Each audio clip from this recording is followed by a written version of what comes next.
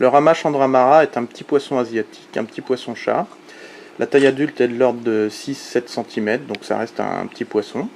C'est une espèce typique inféodée aux eaux stagnantes, au biotope sous couvert forestier, genre petite mare. Il appréciera donc d'avoir un éclairage tamisé, un décor chargé en feuilles mortes et en branchages divers.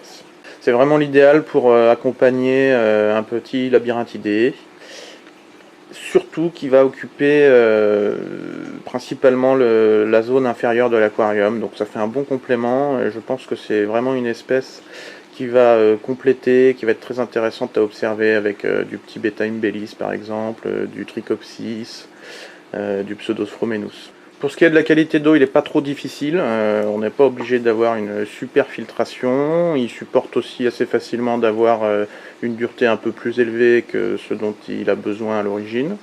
Et la seule difficulté va surtout résider dans le nourrissage. C'est un poisson qui se nourrit très lentement, donc il ne faut pas qu'il soit en concurrence, et qui est assez difficile. Moi personnellement, j'ai pas réussi à leur faire accepter la nourriture sèche. Donc ce sera principalement vers de vase, artémia. Toute nourriture congelée par contre est acceptée sans difficulté. Pour un poisson-chat, il n'a pas une bouche énorme. Personnellement, j'ai pas observé de prédation sur des petites espèces. Cela dit, je resterai quand même méfiant, par exemple pour une cohabitation avec du boraras, qui serait normalement idéal aussi pour ce type de biotope.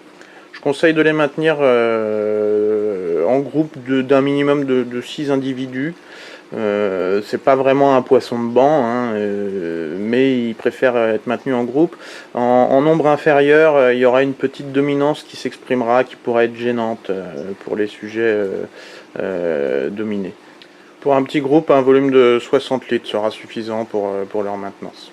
C'est une espèce qu'on trouve très très difficilement, donc si un jour vous avez l'occasion d'en acquérir, eh ben, ne vous tâtez pas de trop, il ne faut pas vraiment laisser passer l'occasion.